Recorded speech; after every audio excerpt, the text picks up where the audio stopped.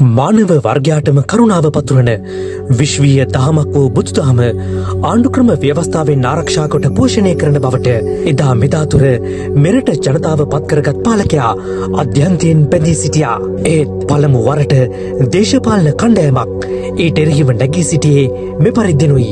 රජය ආගමෙන් අයින් වෙන්න. ආගම ආගමේ කටයුතු කරගෙන යන්න ඕන.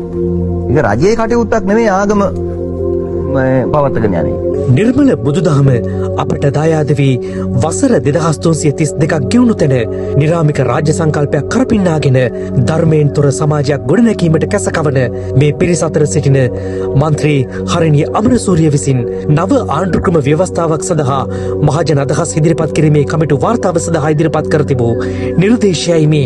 ශ්‍රී ලංකාව නිරාගමික රාජ්‍යයක් විය යුතුයි යන්න එහි සඳහන් කර තිබුණා. අපේ ලාංකික ඉතිහාසය තුළ ලෞකික එකෙන් කවද අයින් වෙච්ච මොකද්ද තියෙන අධ්‍යාත්මය එහෙම එකක් නෑනේ සහෝදරයයි මං කියන්නේ ආගමක් ඇදහිුවේ නැතත් එහෙම එකක් නෑනේ right ඕක තුලනේ මේ ලොකු විවාදයක් උත්යන්නේ එක කාලෙකනේ පූජකවරයෙක් විශේෂ බෞද්ධ භික්ෂුවක්ගේ කාර්යභාරය මොකද්ද වෙන්න ඕනේ කියලා රටක සංවර්ධනය යනු භෞතික දෑ ගොඩනැගීම පමණක් නොවනු ඇති. රටක සියලු ආගම්වලින් ලැබෙන ආධ්‍යාත්මික චින්තනය සාරධර්ම පිරි සමාජයක් බිහි කරන්නට පදනම සකසනු ඇති. එහෙත් මහින්දාගමනයත් සමග අපේ මාතෘ භූමියට ලැබුණු ඒ ආගමික සංකල්ප ප්‍රසිද්ධියේ මොවුන් විවේචනය කළා. බෝධිය කියන්නේ අතරම මම දකින ආකාරයෙන් ආමුද්‍ර මේ පන්සලේ කියා දෙන්නේ නැහැ. බෝගහ කියන්නේ කිසිම වැඩක් නැති ගහ. බෝගහ කියන්නේ කිසිම වැඩක් නැති ගහ. අර පන්සලට අර පිළිමෙට වඳින්න. ඒවා ග්‍රාම්‍යයි, ඒවා ගෝත්‍රිකයි. මම ඉස්කෝලේ යන කාලේ නම් සමාජයේ කියන විදිහට ජෙප්පෙක් අපේ ගමේ අම්මලා තාත්තලා හිතනවා මේගොල්ලෝ අර මල් වට්ටි අරගෙන පන්සල් යන්න ඕනේ නේද? පිරිත් නූල් කොබන් පිරිත් නූල් වලින් තියෙනවා. මන් දකින නියම බෞද්ධයෝ තමයි මේ ඉන්නේ. දැන් හාමුදුරුවෝ බණ කියන හින්දා හාමුදුරුවෝ අනුශාසනා කරන හින්දා අපි පන්සලත් හදලා දෙනවා, දානෙත් ගෙනහිලා දෙනවා, සිවුරක් පූජා කරනවා, හාමුදුරන්ට තව පිරිකරක් දෙනවා. අපි ආගමක් නෙමෙයි. හැබැයි අපිත් ඒ වගේ සේවයක් කරනවා. මෙලෙස බෞද්ධ සංකල්පත් ඒ සංකල්ප සුරකිමින් හික්මුණු සමාජයක් ගොඩනගන මහා සංගරුවනටත් මේ සිදු කරන අපහාස පහස මේ රටේ සිල්වත් මිනිසුන් කිසි දිනක අනුමත කරන්නේ නැහැ. මේ කොඩිය සෙවනේ බෞද්ධ, හින්දු, ඉස්ලාම්, කතෝලික මේ රටේ සියලු මිනිසුන් අදටත් ජීවත් වනවා. සිස්ටම් චේන්ජ් එනම් ක්‍රමයේ වෙනස යනු නිරාමික රාජ්‍යයක් ගොඩනැගීම නොවෙයි. අරගලයට මුවාවී එදා මේ මාස 9 වෙනිදා මුළු රටක් ගිනිබත් කළ මොවුන් තමන්ගේ ඒ මර්ධනකාරී ප්‍රවේශය ප්‍රදර්ශනය කළේ මේ අයුරින්.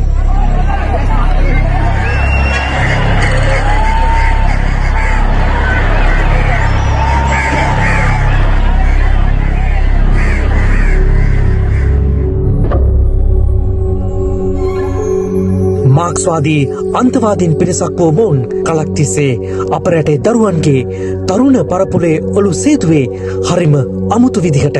ඒ උපකාරක පන්තිය, සරසවිය, වැඩබිම් මේ හැම එකකටම සූක්ෂමව ඇතුළු වෙමින් ආගම දහම තුළින් ගොඩනගන සුචරිතවත් සමාජය වෙනුවට ඔවුන් හැමදාම කළේ තමන්ගේ අරමුණ වෙනුවෙන් වෛරය පැතිරවීමයි.